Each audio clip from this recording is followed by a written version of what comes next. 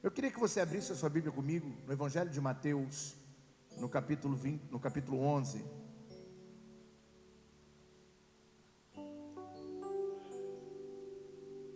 E tudo parte desse princípio.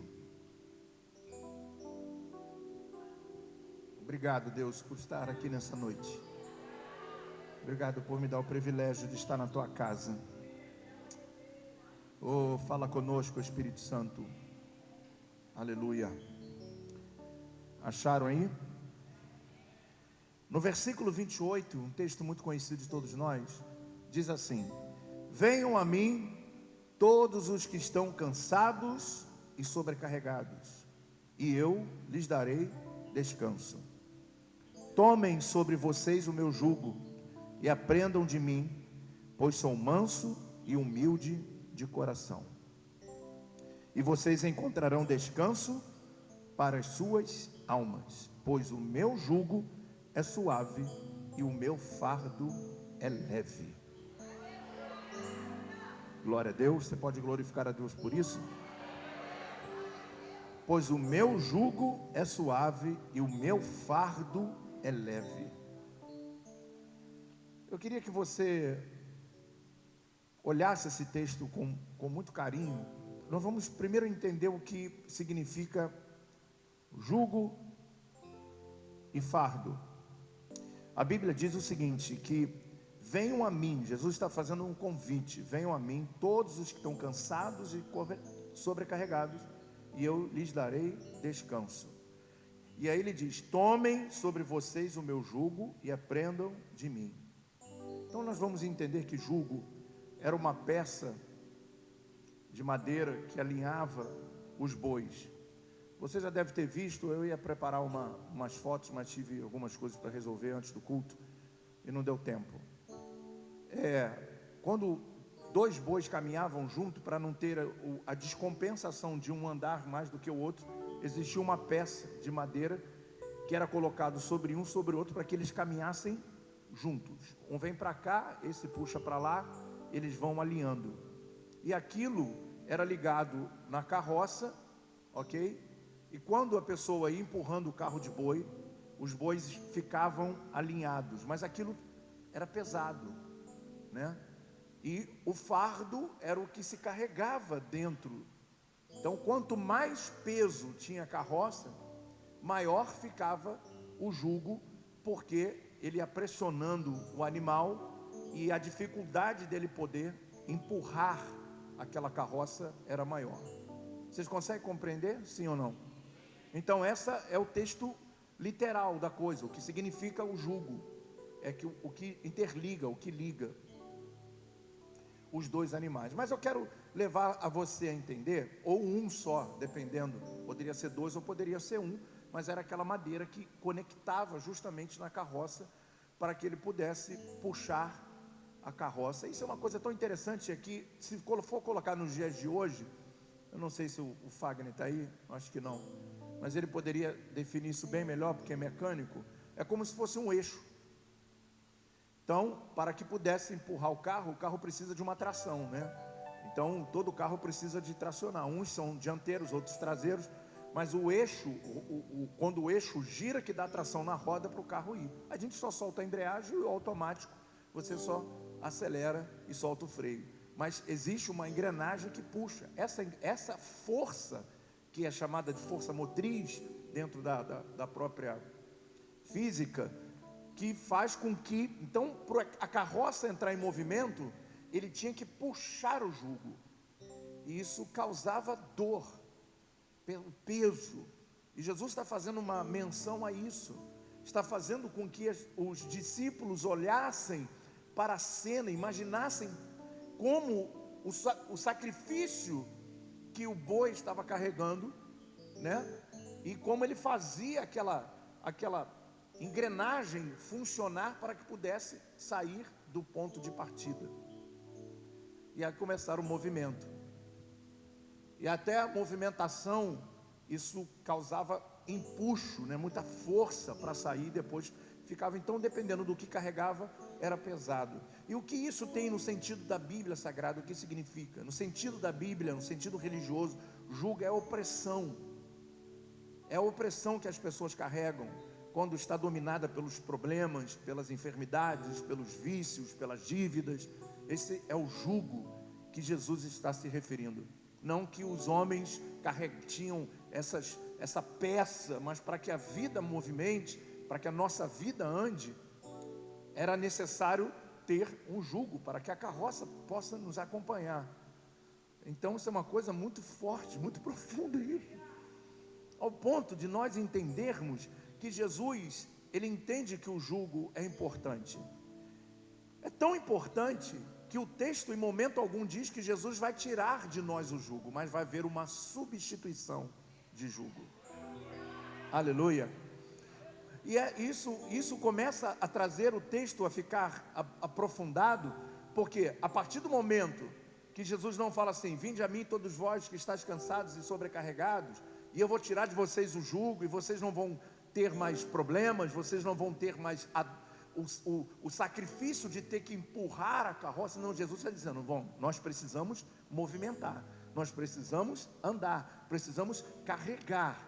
Mas se vocês vierem até mim, eu vou substituir essa opressão que vem com os problemas e vou fazer com que vocês tenham um jugo suave, não tão pesado. Jesus não falou que ia tirar o jugo, pelo menos nesse texto aqui está dizendo isso? Não, mas uma substituição. Você pode glorificar a Deus por isso?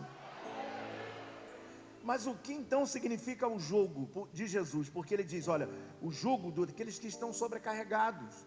E muitas das vezes nós estamos assim na vida. São tantos problemas, são tantas lutas, são tantas adversidades. Você pode ter entrado aqui hoje com uma opressão nas suas costas, sem conseguir dormir, sem conseguir andar, sem conseguir raciocinar. A mente fica paralisada e você não sabe o que fazer e qual decisão tomar. Essas são as opressões, é o jugo que existe no mundo, que vem pelas dificuldades da vida, natural da vida. Mas eles são importantes, porque se não fossem os jugos, nós não iríamos nos movimentar. Se não fossem as dificuldades, nós não iríamos andar, nós iríamos ficar parados. As dificuldades que nos faz criar forças para sair do ponto de apoio. Aí nós vamos entrar numa formulazinha que você deve ter aprendido lá na escola, né? V igual a S sobre T, velocidade igual tempo sobre espaço. E aí nós vamos começar a entrar no movimento retilíneo uniforme, que é aquele que você vai saiu, puxou, engatilhou, agora vai só mantendo. Esse é o posicionamento do cristianismo. Os nossos altos e baixos atrapalham o nosso crescimento. Você sabia disso? Porque tem um dia que você está muito em cima, e quando você está lá embaixo, para você se levantar, você precisa de muita força. E aí quando você precisa de muita força para voltar a andar, aí automaticamente essa força que você exercitou para voltar a caminhar, ela vai te trazer uma dor semelhante à dor que você estava sentindo quando estava caído. E muitas pessoas não sabem lidar, porque isso são emoções.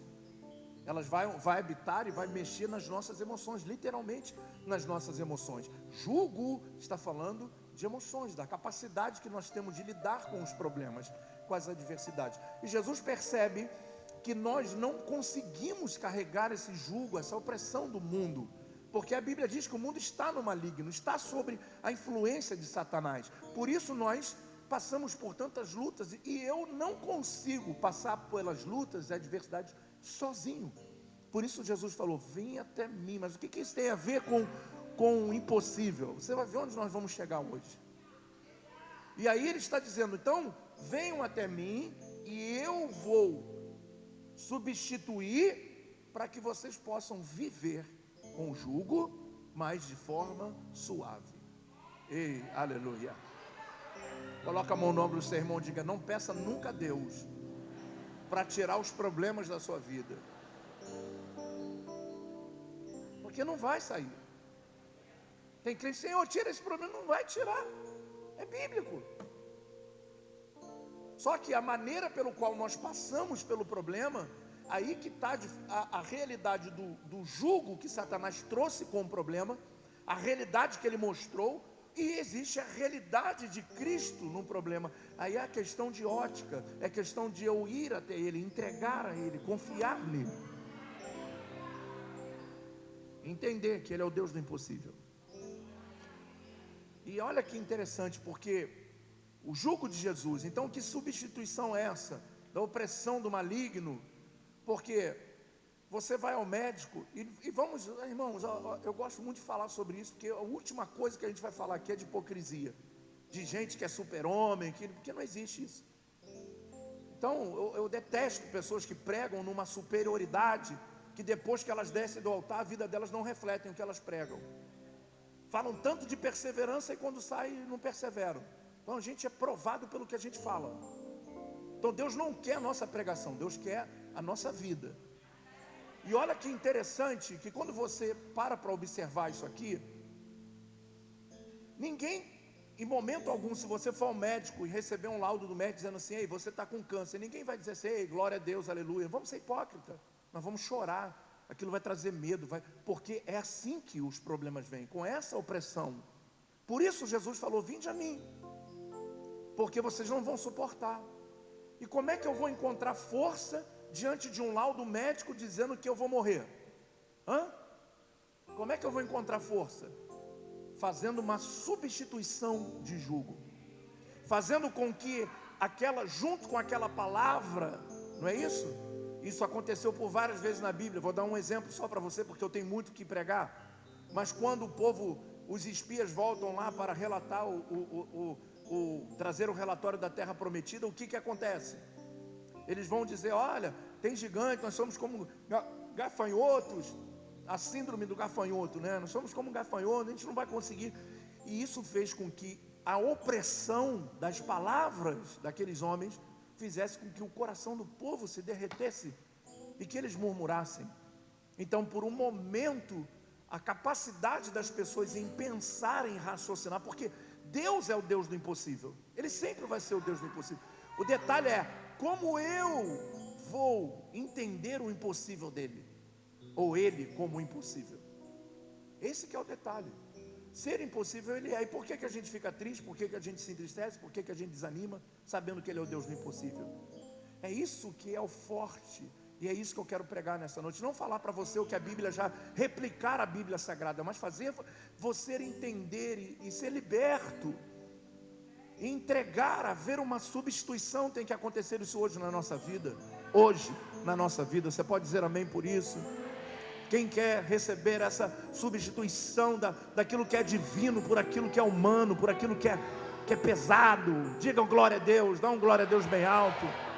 Isso, levante a sua mão assim, bate forte na mão do seu irmão que está do seu lado, diga, toma posse dessa palavra.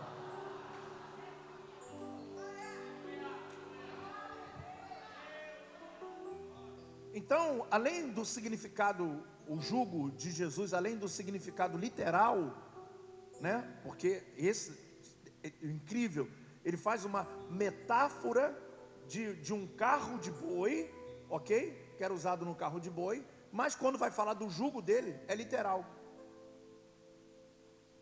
A substituição, porque existe um jugo para servir a Cristo.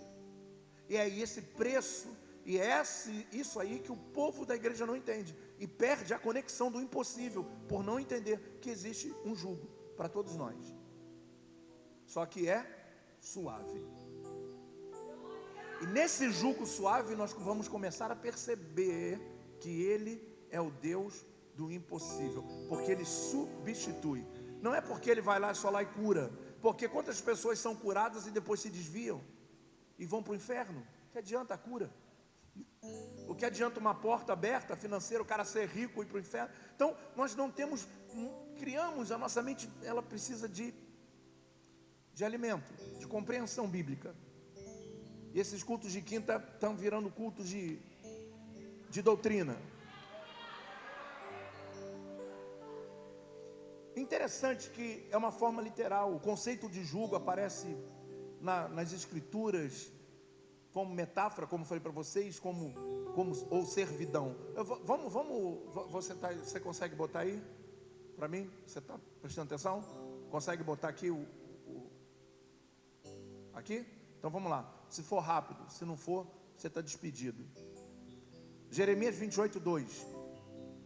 Vou contar de 1 até 10. Vamos lá, igreja. 1, 2, 3. Foi. Assim diz o Senhor dos Exércitos, Deus de Israel: quebrarei o jugo do rei da Babilônia. Aleluia. Quebrarei o jugo da opressão do rei da Babilônia, que estava lançando sobre os judeus, os israelitas da época. Olha que forte isso. Da opressão. Mas eles iam sair das dificuldades? Não.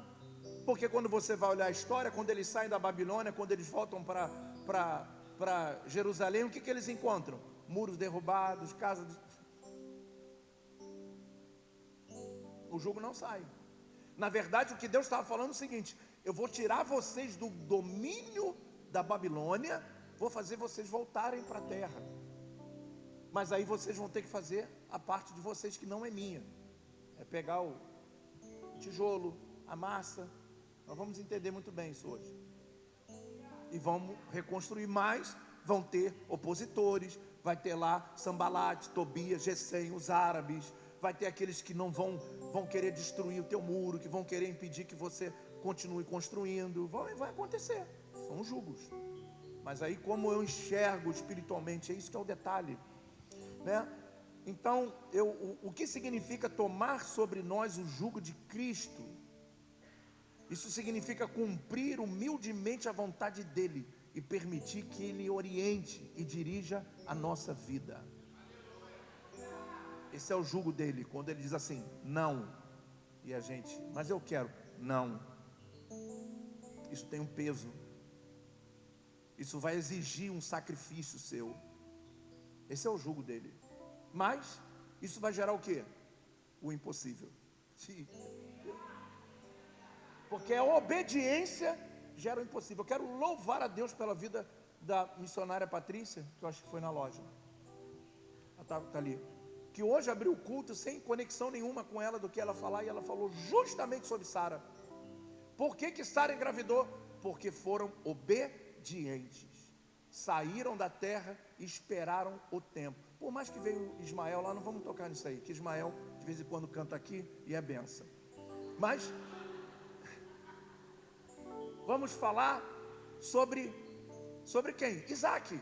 Isaac só nasceu porque houve uma obediência, houve uma substituição do jugo. Qual era o jugo de Sara e Abraão? Estéril, corpo amortecido. Qual era o jugo? A obediência, esperar 25 anos. Mas aí o que isso gerou? O milagre. O jugo de Cristo, a substituição, gera o impossível. Quando você se submete à vontade de Deus, à vontade de Cristo, que muitas vezes a gente quer fazer um monte de coisa, Ele diz não, ou a gente não quer fazer, Ele diz, por que você parou, por que você fez isso, por que você fez aquilo? Aí a gente está carregando um monte de jugo do mundo, sabe por quê? Porque a gente parou, desobedeceu, parou de cumprir, desonrou o chamado, um monte de coisa. Eu vim aqui pregar.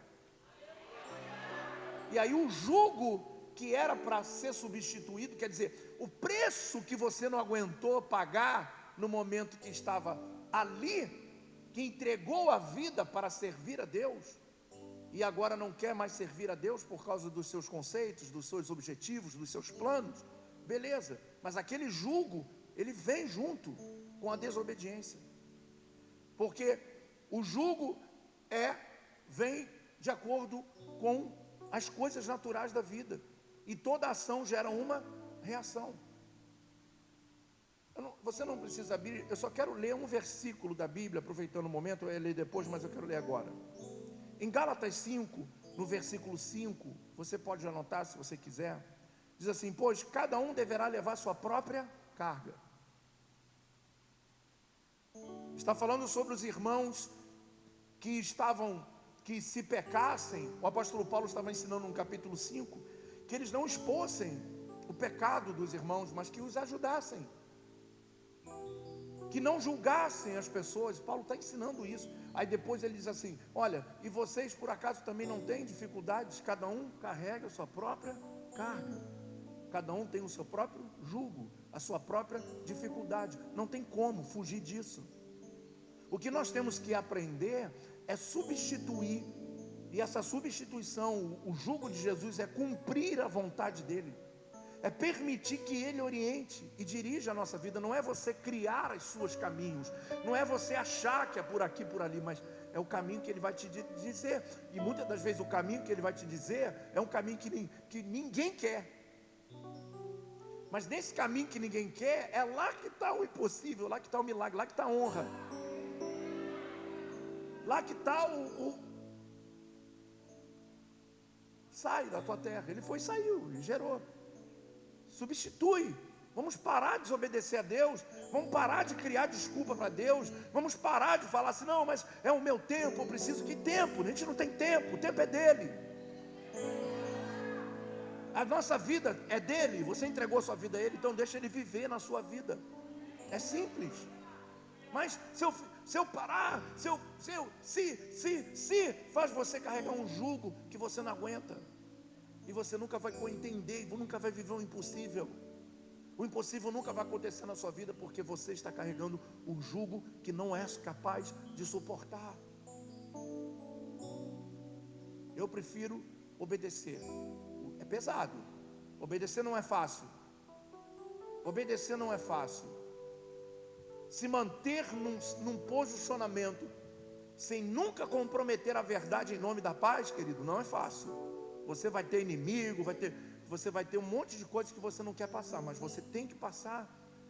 O jugo, esse jugo é leve, mas desobedece a Deus para ver o jugo que vai vir. E aí tem muita gente pedindo o impossível a Deus, vindo no culto de terça-feira lotado, pedindo a Deus para abrir porta, pedindo a Deus para derrubar a muralha, e a muralha não é derrubada porque não tem obediência.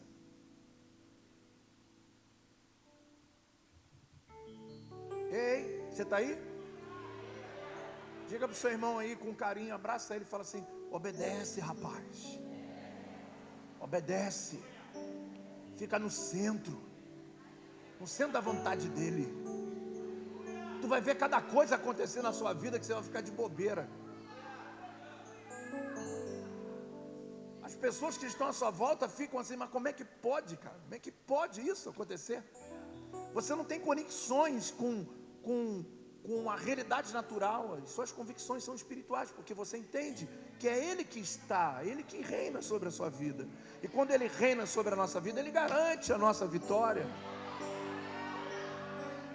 Ele vai se manifestar de forma sobrenatural.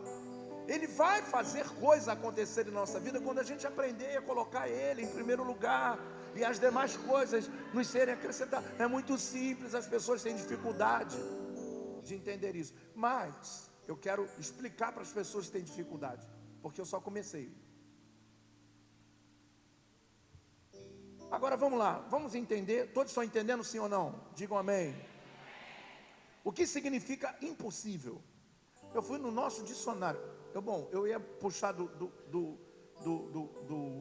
meu dicionário em hebraico, mas eu teria que mudar a mensagem. Então fui no nosso dicionário, no nosso português, no nosso Aurélio.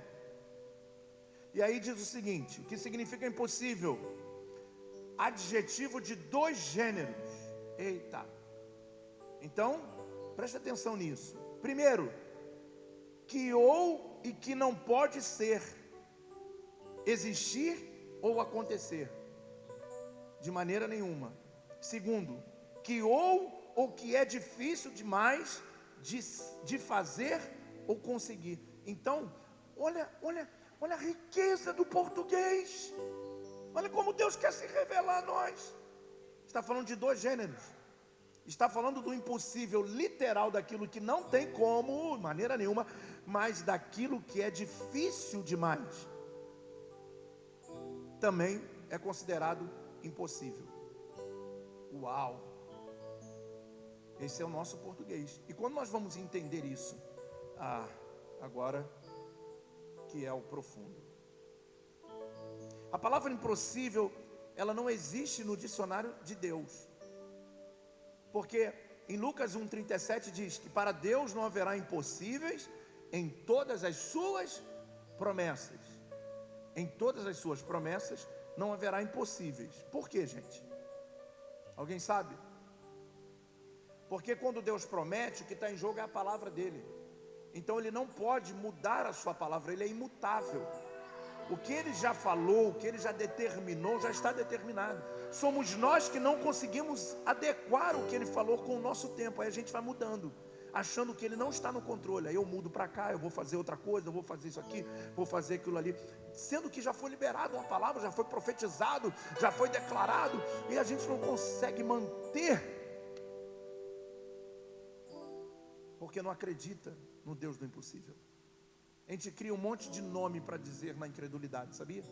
Não é o momento, não é a hora, é só isso aqui, o nome disso é incredulidade. Então passa a ter dois gêneros, e a palavra impossível não existe, ela não existe. Mas eu quero refletir sobre as coisas que são possíveis, usando o nosso dicionário, as coisas que são difíceis e as coisas que são impossíveis, porque é isso que o dicionário quer dizer.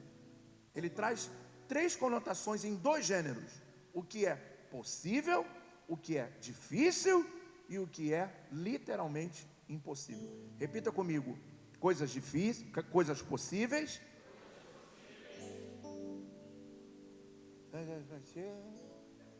É assim que você falava quando ia no show do Fábio Júnior?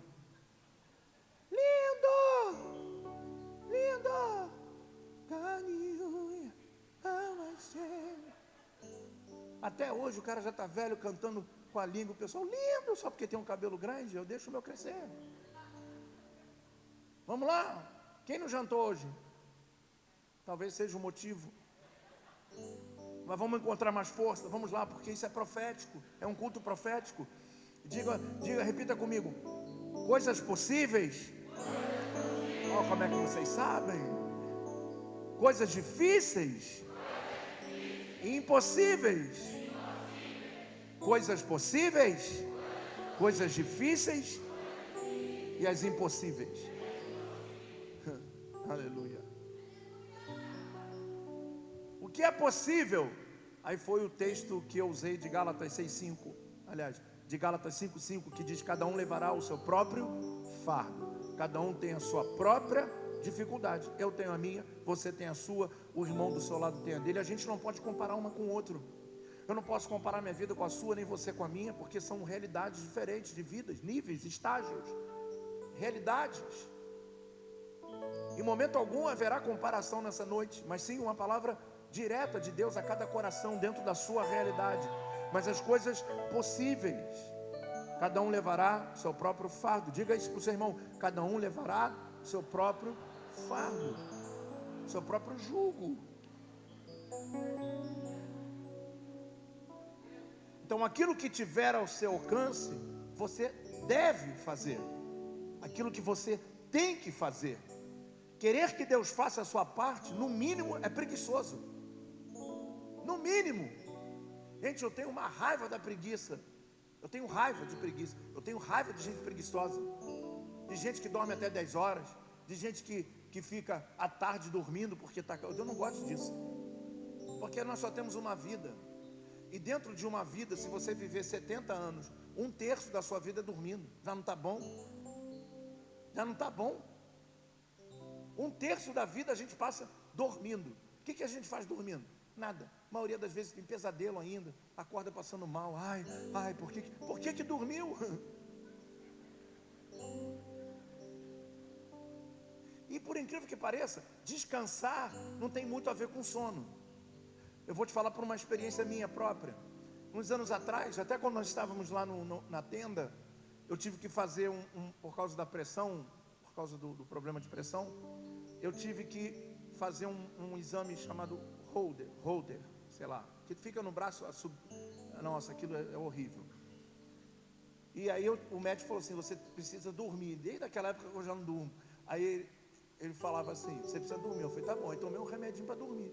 Aí dormi, depois entreguei o negócio lá e fui pegar o resultado. E fui no médico. Quando eu cheguei no cardiologista, ele olhou e falou assim: aí eu, meu Deus, vou morrer. Vai com calma, né? Vai com calma. É igual quando vai fazer um exame difícil, em lugares difíceis, tem que ir com calma, com jeitinho. Não pode chegar aí, né? O homem, por exemplo, depois de 40 anos vai fazer um exame de... Não pode chegar, ei, não é assim. Tem que conversar. Tem que tranquilizar. Até porque é um negócio muito difícil. Tem que tirar o ego, tem que tirar o orgulho primeiro, bater um papo. Olhar para as mãos do médico é importante. Saber se vai ser aquele dia mesmo ou outro. Então tem um tempo, não é? Não é um negócio assim. E...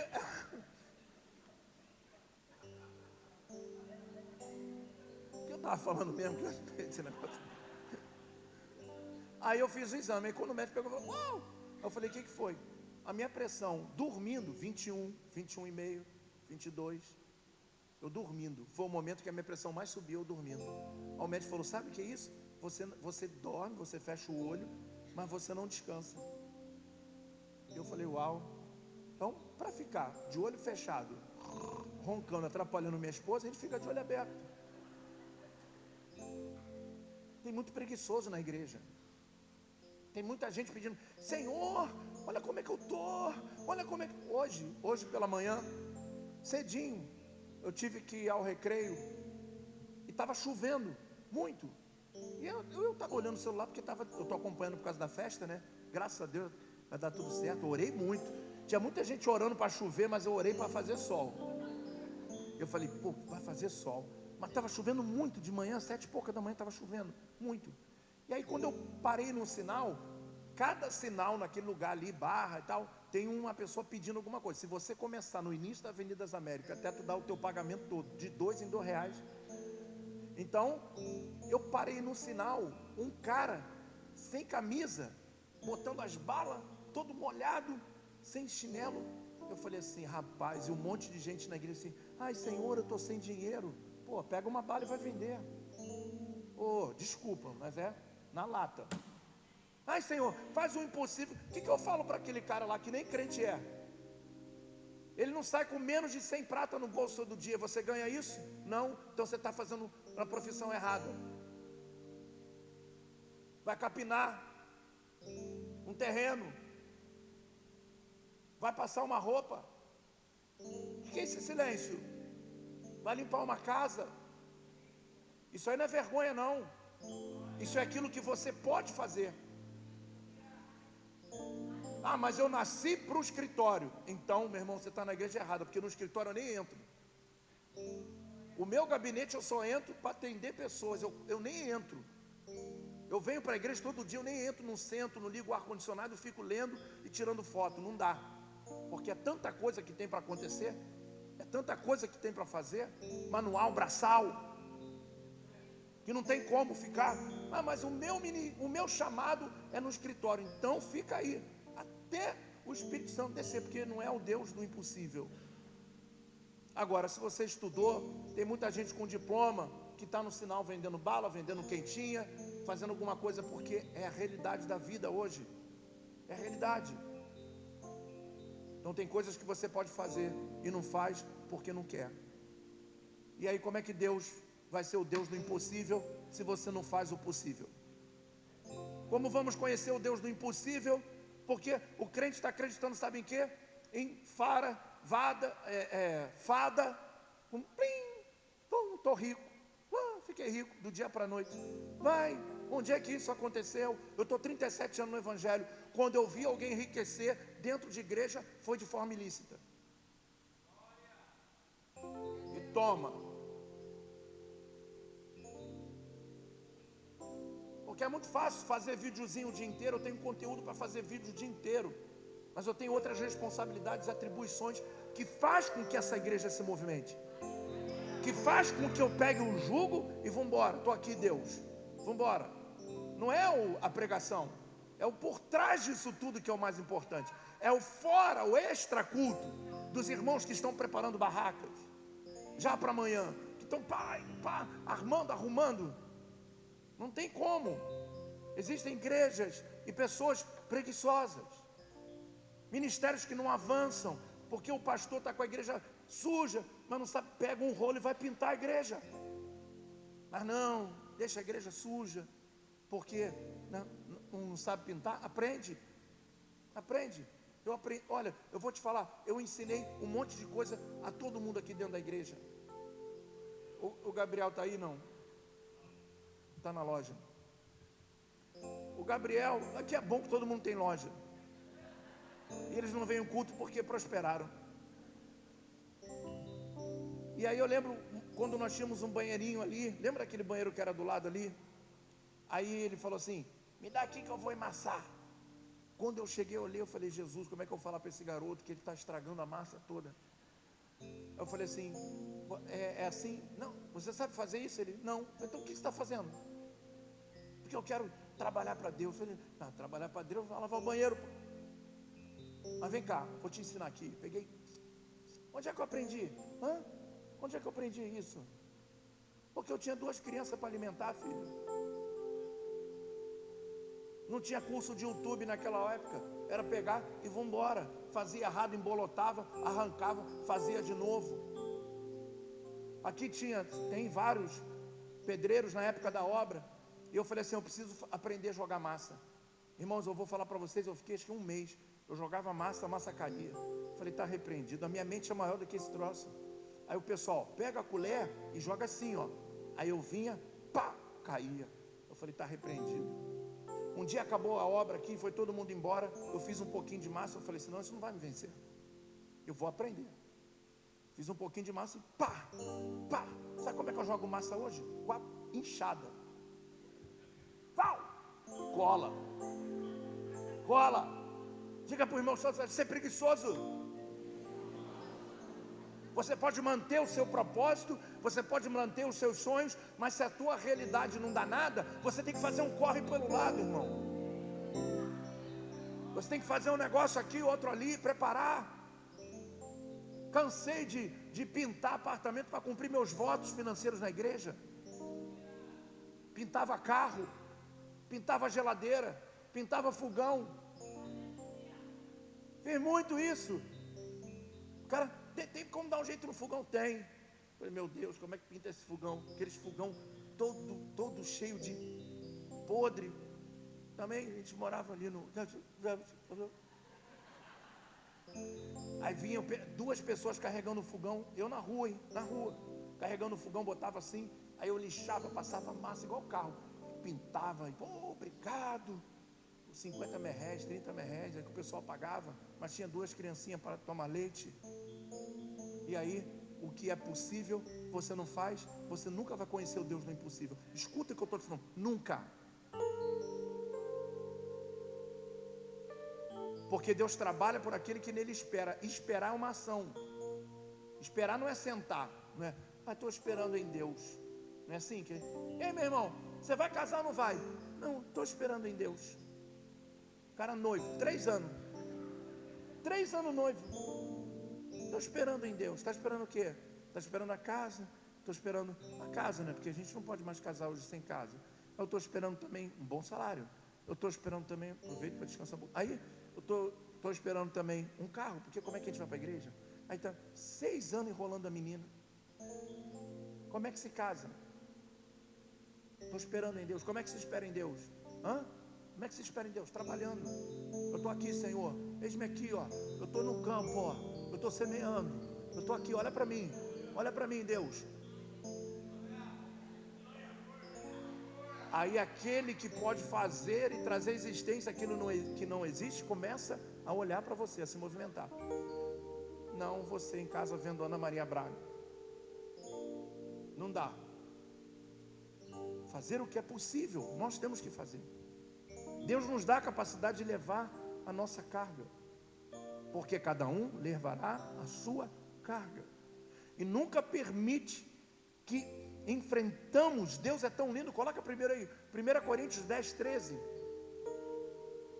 1 Coríntios 10, 13.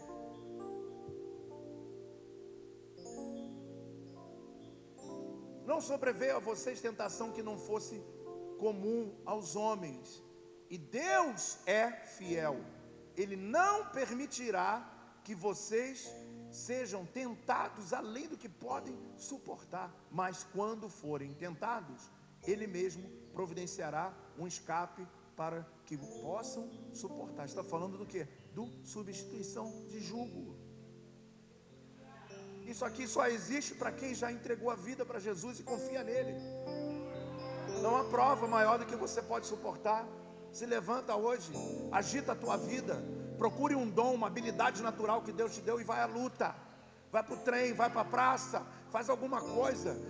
O impossível ele só vai ser gerado quando a gente sair da inércia, quando você sair do ponto de partida, porque empurrar o jugo é isso, é fazer o primeiro movimento, e depois você vai continuar, e você vai ver no Deus fazer coisas sobrenaturais na sua vida. Eu vou falar para você, que eu estava falando, no momento que parou, Deus falou assim para mim: pega e dá 50 reais para esse rapaz. Eu falei: sai Satanás, de manhã, 6, 7 e meia da manhã, diabo do inferno, não dorme? E Deus mandou fazer isso. Eu entreguei para o cara e ele falou assim: eu só quero levar minhas balas todas, tadinho. Eu falei assim: não, eu não quero bala nenhuma, até porque essa bala é só açúcar, eu não posso. Mas Deus mandou fazer isso por você. O meu Deus mandou fazer isso por você. Ele pegou o dinheiro e começou a chorar, o dinheiro caindo, a chuva caindo em cima do dinheiro. Esse eu faço questão de ajudar. Mas nem só de videozinho viverá o homem, nem só de tranquilidade viverá o homem. Ajudar quem trabalha, quem se esforça. Nunca ele pensou que num dia de chuva, às 7 e meia da manhã, alguém pudesse dar um valor àquele. Eu não sei se ele foi embora para casa, eu não sei o tipo de emoção, não sei se isso vai trazer uma conversão para ele. Mas naquele momento que ele estava se movimentando, Deus estava olhando para os crentes e não crentes. Porque muitas das vezes o crente fica assim: por que o macumbeiro do lado prospera? Porque acorda às 5 e vai dormir meia-noite. E a gente fica tentando comparar. Na maioria das vezes, quando o impossível não acontece na nossa vida, a gente cria essa conexão. Deus, por que o outro é abençoado e eu não? Tem algum mistério nisso. Não tem mistério não. Se for olhar a vida da outra pessoa, vai ver que trabalha talvez muito mais que você. Faça alguma coisa por você, que você vai conhecer o Deus do impossível. Diga aleluia. Diga: o que eu posso, eu tenho que fazer. Sabe o que acontece dentro dessa realidade do que a gente pode fazer e não faz? Eu vou dizer para você: muitas pessoas colocam sempre a culpa no diabo. Isso é uma tendência natural do ser humano. Por quê? Por causa da queda. Lá em Gênesis 3:13 fala sobre isso. Mas foi a mulher que tu me deste. Tudo bem que tem um pouquinho de razão, mas não é toda a razão. Então quando vai olhar lá aquela coisa toda, o diabo me enganou, a serpente veio, conversou com... o diabo, para de dar glória ao diabo na sua vida. Ele já foi derrotado na cruz do Calvário, e a igreja reinará em triunfo sobre Satanás. E a Bíblia diz que as portas do inferno não prevalecem. Ou isso é uma verdade, ou é uma historinha. Não vai prevalecer contra a nossa vida, não pode prevalecer contra a nossa vida, porque assim a Bíblia diz. Diga glória a Deus. Sabe porque muitos se apostataram da fé, estão desanimados dentro da igreja? Porque não fazem o que tem que ser feito. Eu recebi uma vez por incrível que pareça, olha que coisa interessante. Em janeiro agora, acho que eu vou a 18ª ou 19ª vez a Israel. E todas as vezes que eu vou, Deus sempre fala. E é especial demais, são momentos extraordinários. Nunca é igual, nunca, impossível, nunca vai ser. Mas um dia que Deus falou mais comigo, não foi nas ministrações, não foi nos lugares proféticos, foi no momento que nós estávamos, sabe aonde? No Museu do Holocausto. É muito forte. Mas antes de entrar, o guia chegou e falou assim: senta aqui todo mundo. Eu não entro, porque eu não consigo ver. É a nossa história. Então vocês podem entrar, a saída vai ser lá e eu vou estar aguardando vocês lá. Mas deixa eu contar uma história para vocês. Vocês conhecem, quero perguntar aqui vocês agora, vocês conhecem Oswaldo Aranha? Já ouviram falar sobre esse homem? Oswaldo Aranha? Quem nunca ouviu falar sobre ele? Levante a mão. Foi um diplomata brasileiro que em 1948, num voto Minerva na ONU, declarou que Israel poderia voltar a ser um Estado democrático. E esse homem, ele falsificava vistos e carimbava vistos para os judeus virem para o Brasil, para salvar os judeus. Olha que coisa interessante. Mas todo mundo conhece, ou a maioria aqui conhece, ou muitos não conhecem, mas você está conhecendo a partir de hoje. Ele vai ser lembrado sempre na nossa história, e principalmente na história dos judeus. Por isso é uma proximidade tão grande com o nosso povo. É uma coisa sensacional. No último voto agora, vai ou não vai, foi um brasileiro que declarou, que decretou e permitiu que Israel pudesse voltar a ser um Estado democrático. Mas ele contando a história, ele falou: vocês conhecem Oswaldo Aranha e tal, não sei o que, mas eu quero falar sobre um homem. Um homem, rapaz, agora eu ia anotar, esqueci, mas José, não sei o que, eu vou trazer na próxima quinta, ou no próximo culto. Vou lembrar e vou trazer para vocês o nome desse homem. Que era um homem que trabalhava com Oswaldo Aranha, mas que trabalhava na Polônia. E por incrível que pareça, as pessoas acham que foi na Alemanha, mas morreu mais judeus na Polônia do que na Alemanha. Foram quase 8 milhões de judeus que morreram. Só na Polônia foi 5 milhões. Você sabe o que é isso? E eu vou dizer uma coisa para você. Esse homem, ele também autorizava vistos para que judeus pudessem. A comunidade hoje judia no Brasil foi dessa época, que foi os vistos para que eles pudessem embarcar e vir pelo Mediterrâneo para o Brasil, e vir de avião, da maneira que eles pudessem. Só que esse homem passou o tempo. Em 2004, ouça isso, em 2004 o governo de Israel foi buscar um momento de honrar todas as pessoas que fizeram parte, de alguma forma ajudaram a salvar os judeus no mundo. E está lá a placa do Oswaldo Aranha, de Schindler e de tantos outros homens, várias placas que existem de homenagem a ele. E aí descobriram que esse homem tinha ajudado muitos judeus e que aproximadamente quase 10 mil judeus foram salvos, tendo visto para entrar no Brasil por causa dele. Só que ele já era morto. E então contataram as suas famílias. Ouça essa história, porque isso, se não tocar no teu coração, isso mudou a minha vida.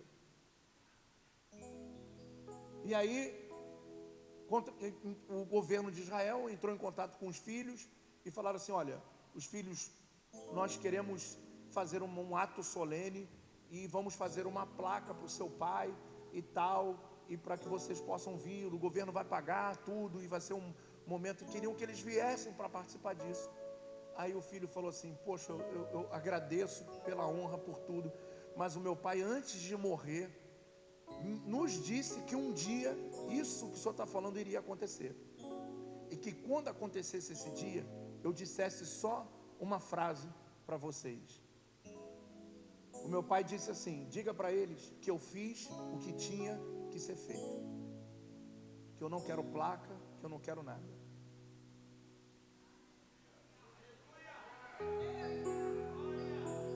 Eu vou dizer uma coisa: todo brasileiro que vai a Israel, está lá, Oswaldo Aranha, Schindler e tal, se fala mais naquele que não tem placa do que aquele que tem placa. Sabe por quê? Ele fez o que tinha que ser feito. Se levante para fazer o que tem que ser feito. Não fique esperando o futuro. O futuro começa hoje, ontem, anteontem, hoje. Faça o que tem que ser feito. Não se importe se as pessoas vão passar na rua e ver você capinando, ou ver você podando uma árvore, ou ver você vendendo uma empadinha. Por que orgulho é esse? Que coisa maluca é essa? Então todo crente vai ser rico? Onde é que está isso? Onde é que está escrito isso na Bíblia? Onde é que está escrito isso?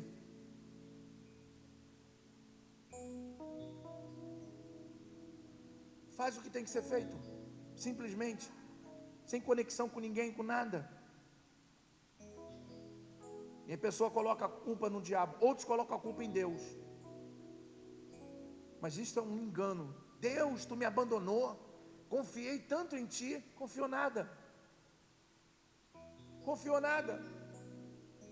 Eu estou indo na igreja, e isso significa muita coisa? Sim, é muito importante. Mas o pós-igreja é o mais importante. É o fora daqui. É a sua vida. Onde está a sua esperança? Onde está a sua confiança? O que você faz está de acordo com o alinhamento de Deus para você? Ou você está nos seus planos, nos seus projetos? E aí quando a coisa não dá certo, a gente culpa Deus. Deus, tu me abandonou. Eu confiei tanto nisso aqui. E talvez se você tivesse condições, porque nós não conseguimos no momento desse ouvir, mas se nós pudéssemos ouvir Deus, Deus iria dizer assim: mas eu tentei te avisar muitas vezes que não era isso, mas você não me ouviu. Eu falei através de muitas vezes no púlpito, mas Deus vai falar, como falou para o povo de Israel através do livro do profeta Jeremias, que chega para ele e fala assim: vocês têm ouvido incircunciso. Não faz parte da aliança a audição. Não consegue se submeter, não consegue reconhecer onde estão errando e dizer: não, eu preciso trocar o meu jugo, eu preciso sair das minhas possibilidades para viver as possibilidades de Deus que são maiores do que as nossas. Faça acontecer. Eu estou falando de videozinho, não estou falando nada de ninguém não, porque tem gente que vive fazendo videozinho. É isso que você tem que fazer. Faz dobro disso, faz 5 vezes disso. Eu estou falando de ação, seja cada um na sua área. Cada um precisa agir, fazer. Faça o que tem que ser feito. Não culpe a Satanás e não culpe a Deus quando nós não fazemos o que temos que fazer. Aleluia. Você pode glorificar a Deus por isso? Eu queria que você colocasse 2 Samuel, rapidinho, 2 Samuel 24.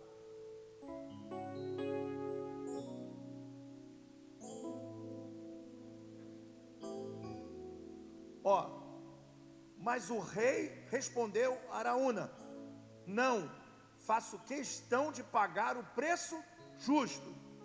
Não oferecerei ao Senhor o meu Deus holocaustos que não me custem nada. E comprou a eira e os bois por 50 peças de prata. Ouça essa história. Davi queria comprar o lugar para construir o templo. Sabe que lugar é esse aí? Alguém sabe? Onde Abraão levou Isaac para ser sacrificado. Monte Moriá. E a entrada principal do templo era a entrada de Araúna. Ele era dono do terreno. Existia cartório, existia registro nessa época de Davi. E ele diz assim: não, Davi vai perguntar para ele: eu quero comprar. Ele diz: não, eu quero te dar. Eis aí outra cultura do cristianismo. A cultura do que todo mundo tem que me abençoar, todo mundo tem que me ajudar. Não tirou isso. Não tirou isso. O povo chega na igreja, ninguém quer trabalhar, não sei o quê, mas quer ajuda de todo mundo.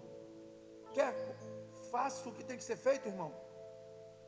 E Davi responde para ele, quando ele diz assim: eu vou te dar o terreno. Ele diz o seguinte: mas o rei respondeu a Araúna: não, faço questão de pagar preço, eu não quero nem desconto. Um irmão vai comprar um carro do outro da igreja. Aí fala assim: ora aí, irmão, me abençoa aí. Mas por que não pagar o preço justo ou mais? Porque se o cara está vendendo é porque ele está precisando. É uma cultura nojenta, desculpa a palavra. Todo mundo tem que fazer alguma coisa. A gente acha que a nossa família tem que dar dinheiro, a gente acha que todo mundo tem que ajudar a gente vive com essa mentalidade ocidental. Quando você vai para os Estados Unidos, ou trabalha, ou paga a conta, ou não trabalha e passa necessidade, vai para a rua. Não tem esse negócio. Trabalhou, ganhou, não trabalhou, não ganhou. É um negócio tão interessante, irmãos, essa cultura, que aqui na igreja, todas as pessoas quando vão fazer alguma coisa, algum trabalho, ou vão fazer, ou vem numa obra, ou vem no mutirão, eu sempre abençoo a todo mundo. Desde quando essa igreja foi fundada. Eu não deixo ninguém fazer nada de graça, porque é preço, talvez não possa pagar o que teria que pagar outras pessoas, mas também eles não sabem fazer o que um profissional sabe fazer. Então o que eu dou é muito mais do que a capacidade que eles têm de realizar. Mas eles vêm, às vezes, chega um pai de família aqui, passa o dia inteiro na igreja, com um filho em casa, desempregado. Como é que eu vou falar assim? Deus lhe pague, Deus lhe pague, Deus lhe pague. Não, eu vou lá e abençoo. E quando a igreja não tem, eu abençoo do meu. O nome disso é honra. Ah, achou que eu fosse falar, vim hoje aqui e falar assim: ah, Deus vai fazer. E você tem que fazer a sua parte. Honre as pessoas, abençoe, gente. Tenha um coração generoso. Coração generoso. Davi falou: não, eu quero pagar. E por incrível que pareça, quando você chega no museu de Jerusalém, sabe o que está lá pendurado? A escritura de Davi. Porque um dia dizia assim: Davi também construiu no terreno que ganhou. Ele diz: não, eu pago. E está lá a escritura do terreno, com o registro da época, uma réplica. E quando você olha lá, você fala assim: uau, estava sobrando para Davi? Não, ele estava honrando aquele que queria dar. Quando alguém quiser dar alguma coisa, dá outra coisa para ele. Alguém chega para mim e vai dar, eu fico sem graça. Eu tenho que dar alguma coisa para ele, não tem jeito, é uma troca. É uma realidade de vida, mas essa nossa cultura acha que, ah não, fica aí, às vezes na teta da mãe, do pai, lá pegando a aposentadoria dele. Para com isso, para com isso, vai trabalhar, pô.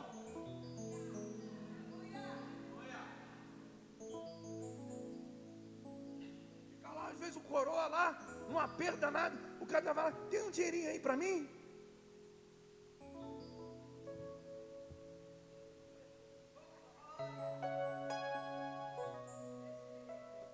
É isso aí, Jesus, glória a Deus, irmã, está entendendo o mistério? E por que a igreja fica calada? Era para você estar dizendo: é isso aí, Deus, aleluia. Abençoe, pague, sabe, seja justo. Não vai lá na Casa Bahia, compra a geladeira e fica 5 anos devendo para limpar de novo. De 5 em 5 anos ele troca tudo em casa. Compra, chega primeiro o carnê, troca de celular. Eles acham a tua mãe, teu pai, todo mundo fica sabendo que você está devendo. Eles ligam até para tua avó. Dentro do cemitério toca lá o... Não, já está morta, 5 anos, mas está respondendo. Eles vão achar o DNA, eles vão achar você, vão achar a tua raiz, vão achar o teu tataravô. Porque ou raça, esse 011, 017, 048, 071, ô raça maldita é essa? Tu bloqueia um, vem outro, bloqueia um, vem outro, bloqueia um, vem outro, bloqueia um, vem outro. Paga na urna! Que você vai chegar um dia e falar assim: meu Deus, ninguém me liga mais, que chato. Já virou tão comum que outro dia eu estava com um irmão e a gente foi tomar um café e ele estava assim, aí passava para o lado. Aí eu olhei, 017, aí, os caras ficam ligando, tipo assim, os caras, pô, que saco, os caras ficam ligando: mas você está devendo, irmão, você está com raiva da ligação. Olha a nossa cultura, não é verdade? Eles estão só cobrando e a gente está com raiva. Alô? E vai? Devo, não nego, pá quando puder. Ou então, vamos fazer um acordo? Sim, mas tem 5 acordos aqui, já sei, não, vamos fazer outro. Vai pagar quando? Segunda-feira. Ai, graças a Deus, até segunda-feira ninguém me liga. Segunda-feira volta, você não pagou? Ih, esquecia. Faz um boleto para sexta. Aí a gente está esperando o impossível. Deus não trabalha assim. faz o extra para pagar aquilo que talvez você se perdeu na sua contabilidade, meteu um monte não podia, agora honra, agora dá o teu jeito, dá o teu corre, como diz aí hoje, mas senão a Casa Bahia vai falir.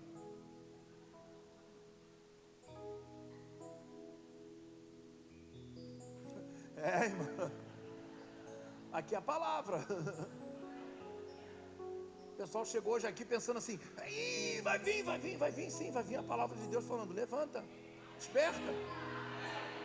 Cara, você pode, você é capaz de realizar coisas incríveis. Como é que a gente descobre isso? Quando o jugo está aqui, ó.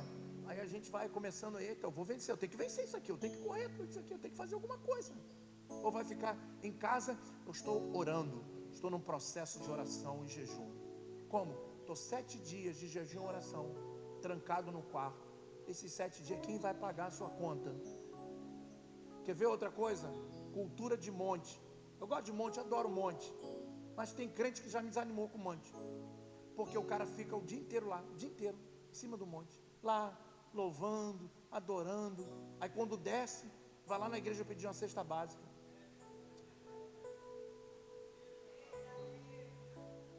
O tempo que você está lá adorando, você poderia estar capinando, pô. Entregando currículo, pedindo pessoas para arrumar um emprego para você. O senhor está contra a fé? Não, estou contra a preguiça. Então, nós precisamos fazer honra. Coloca o nome do seu irmão, uma honra.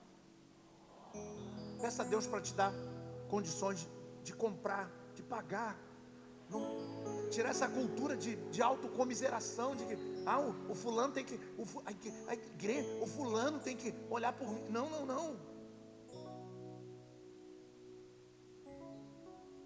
Se tiver uma dificuldade, o que eu tiver que fazer, eu vou ter que vender. Se eu tenho um carro, eu tenho que vender o carro, pô. Aí eu vou fazer o outro me dar dinheiro e eu, tu entende isso? Nós temos que, e depois Deus restaura, aí nós vamos conhecer o Deus do impossível, o Deus do milagre, que a gente perde, daqui a pouco ganha de novo, daqui a pouco dá um passo para trás, daqui a pouco dá outro para frente. Esse é o jugo suave. Diga para o seu irmão: você tem capacidade de fazer coisas incríveis que a gente não sabe. E eu quero terminar essa parte, que eu vou dedicar bastante tempo, porque é muito importante falar, doutrinar a igreja a respeito disso. E outra coisa que é importante, que a Bíblia diz quando chega no deserto, no capítulo 25 de Êxodo, Deus fala assim: manda esse povo me trazer uma oferta, ouro, prata, bronze, pano, o que tiver. Manda. Deus deu a determinação do que tiver, não, do que Ele queria que trouxesse. Diz a Bíblia que eles trouxeram por quê? Eles tinham por quê? Porque pegaram do Egito. E tudo que a gente ganha de graça, Deus nos pede uma parte disso. Guarde esse princípio. Tudo que te dão para te abençoar é porque uma parte dessa você tem que repassar a alguém, principalmente a Deus. Ganhou uma oferta? Tira o teu dízimo. Ganhou? Tira o teu dízimo e tira uma oferta. Ei. Não é crente não. Não é? Foi isso que Deus estava falando. Eu não dei para vocês de graça, agora me traz o que eu dei para vocês, porque eu quero estar no meio de vocês, habitar no meio de vocês. Quanto custa a habitação de Deus no nosso meio? Dinheiro não compra. Nada compra esse momento que a gente está aqui. Dinheiro nenhum compra um dia desses. Nada compra uma hora na casa de Deus, recebendo a palavra, adorando. São coisas extraordinárias, que tem valor, não tem preço. E aí, Deus mandou construir a arca, forrar a arca toda de ouro. Aí diz a Bíblia, a minha Bíblia, a sua Bíblia diz que Deus pegou, chamou um homem chamado Bezalel. Recebe aí, levanta a mão, faz assim: eu recebo a bênção de Bezalel. Não, assim você não está recebendo uma bênção não vou nem falar. Levanta a mão, faz assim: eu recebo a bênção de Bezalel. Fecha a tua mão, coloca aí no teu coração, diga: eu recebo essa bênção. A Bíblia diz que Deus deu inteligência a Bezalel. Inteligência habilidade. Para quê? Para mexer com ouro. Ele nunca tinha mexido no ouro, mas quando a gente está cheio do Espírito Santo de Deus, a gente consegue fazer coisas incríveis. Porque Deus dá uma capacidade de você fazer a mesma coisa talvez que outras pessoas, mas de uma forma diferente, porque existe a bênção, a unção de Deus sobre a sua vida. Você pode fazer coisas incríveis quando Deus te capacita, quando Deus abre a tua visão. Você pode ficar rico vendendo bijuteria enquanto você está buscando outras coisas. É só entender o momento. E a Bíblia diz que Bezalel aprendeu, virou ourives. Que isso? Porque Deus deu a ele inteligência. Diga, eu recebo a bênção que Deus deu a Bezalel. Inteligência para sair dos dias difíceis. Inteligência para sair sem culpar Deus, sem culpar o diabo, sem culpar a família, sem ficar esperando nada de ninguém, confiando no Deus do impossível. No Deus do impossível, que abre porta onde não tem porta, que derruba a muralha. Aleluia. Deus está nesse lugar.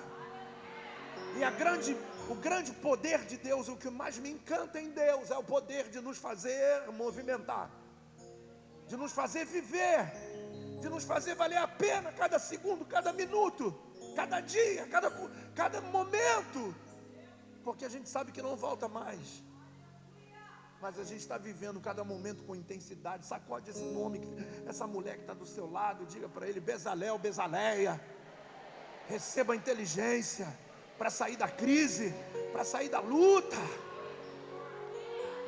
Receba a inteligência para prosperar. Receba a inteligência no seu trabalho para você ser o melhor da turma. Eita Deus de glória! Para de se menosprezar, para de culpar o diabo, para de dizer que Deus não está contigo. Ele está contigo sim. Aleluia! A gente não vive pelo que vê, a gente vive pelo que crê. Eu creio que Ele é o Deus da minha vida e é o Deus do impossível. Se você crê nisso, dá uma rajada de glória. Isso! A igreja em movimento. Deus não te trouxe aqui para tu ficar aí assim. Deus te trouxe aqui para receber o poder dEle, receber a unção dEle, pelo poder da palavra. Oh, aleluia. Aleluia. Diga glória a Deus. Então diga para o seu irmão, terminando, diga: primeiro, o que você pode fazer, é você que tem que fazer. Segundo, o que é difícil de fazer, Deus nos ajuda. Aleluia. Irmãos, na verdade isso é os dois gêneros do substantivo masculino. O que é difícil, Deus nos ajuda. Em nossas dificuldades, Deus sempre nos ajuda. Por isso a palavra nos ensina que tudo quanto vier à tua mão para fazer, faz-o conforme as tuas forças. Eclesiastes 9:10. E também, tudo posso naquele que me fortalece. Tudo posso, porque Deus te ajuda. Deus te ajuda naquilo que é difícil. Aleluia. Deus é quem nos ajuda na nossa caminhada e nos dá condições de fazer o melhor sempre. Pois toda boa dádiva e todo dom perfeito vem do Senhor. Tiago 1:17. Todas as dificuldades que nós enfrentamos servem para nos desafiar, nos motivar para lutar cada dia mais e mais, porque Deus nos ajuda nos dias difíceis, nos momentos difíceis. Ele nos ajuda, Ele nos dá força. Tem dia que você para e tu fala assim: meu Deus, como é que eu estou de pé? Como? Porque você se conhece, você conhece a realidade, e você fica: como eu estou de pé? Aí eu me lembro logo, sempre quando eu penso nisso, eu me lembro do Salmo 124, que Davi diz assim: se não fosse o Senhor Israel que o diga. Se não fosse o Senhor, os cavaleiros de Faraó tinham nos alcançado. Se não fosse o Senhor, o mar não tinha se abrido. Porque Deus nos ajuda nos momentos difíceis. Diga glória a Deus. Diga, se não fosse o Senhor na minha vida. Onde é que a gente estava agora, gente? Como você estaria agora? Para pensar um pouco. Onde você estaria agora? Talvez prostrado, todo arrebentado, separado, destruído, com a vida toda arrebentada. Mas se não fosse o Senhor, ainda que a gente tenha um pouquinho de força. A alegria do Senhor é essa força. É a nossa força motivadora para pegar o jugo e continuar a carregando. Diga aleluia. Diga aleluia. Aleluia.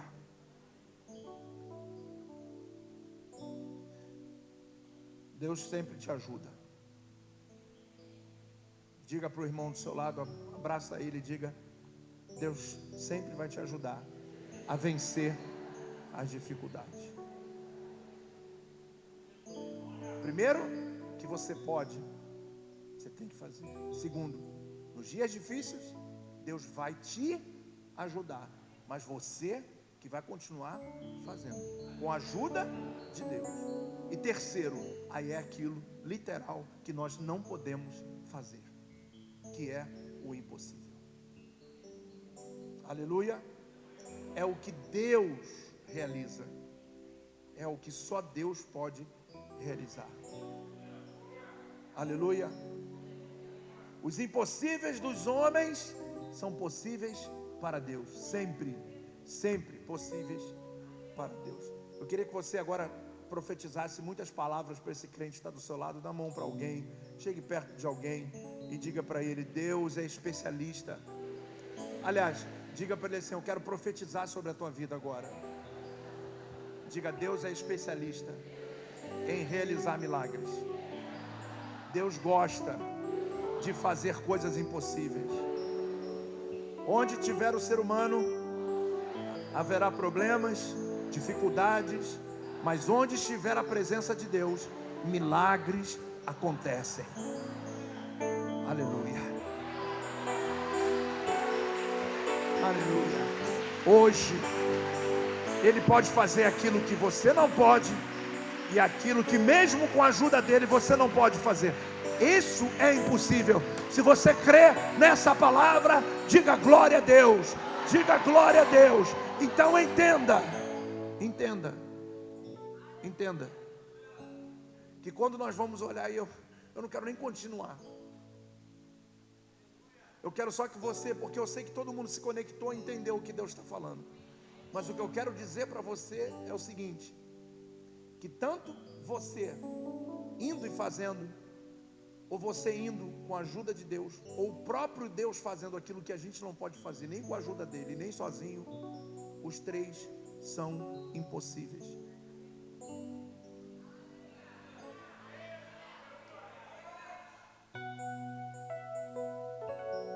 Sabe por quê?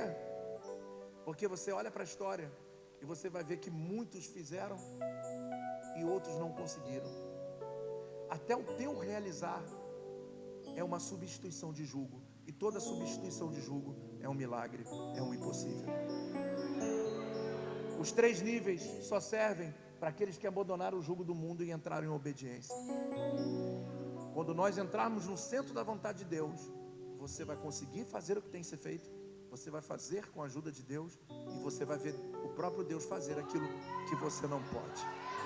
E os três serão impossíveis porque o jugo foi trocado.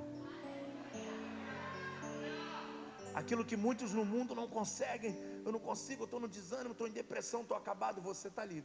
Tem crente que está em depressão e nem sabe, que não tem como sentir. Ele tem que levantar, tem que trabalhar.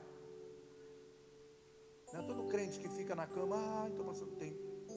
Crente que tem boleto, não dá. Não estou menosprezando a doença, não.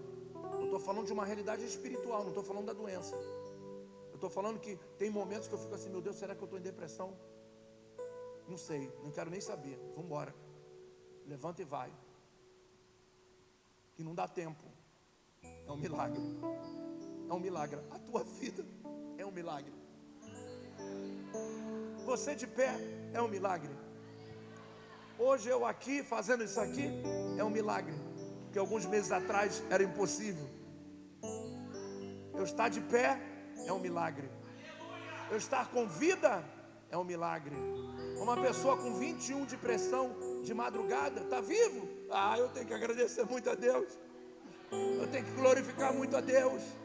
Eu tenho que louvar muito o meu Senhor. Eu tenho que entregar a minha vida a Ele e dizer: eu quero o teu jugo, porque o jugo do mundo a gente não consegue carregar.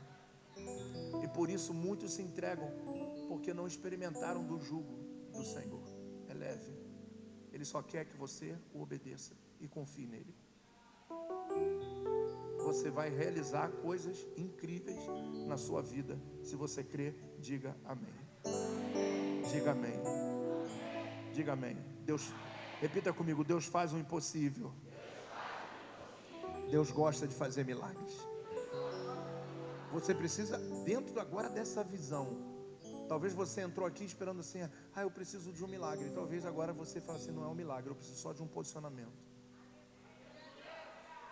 Porque muitas das vezes a gente não sabe identificar. Talvez hoje você diga assim: eu só preciso que Deus me ajude, que eu não estou aguentando.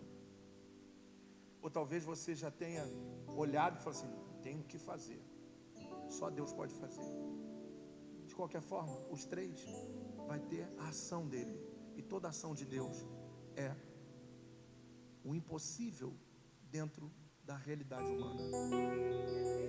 Tudo que Deus faz, tudo que Deus se move, se Deus te der só saúde, você já está vivendo o impossível. É que a gente não consegue entender, mas hoje Deus está falando profundamente. Agradeça a Deus pela vida, ao invés de murmurar pelas coisas que não tem. Agradeça pelas que tem. Agradeça pelas coisas que você tem. E não fique: mas eu não tenho isso, mas eu não tenho aquilo. Mas olha para o que você tem e fala assim: obrigado pelo que eu tenho. Obrigado. Ebenezer, até aqui o Senhor tem nos ajudado. Assim seja, assim diz o Senhor nessa noite, para toda a igreja. Amém. Louvado seja Deus.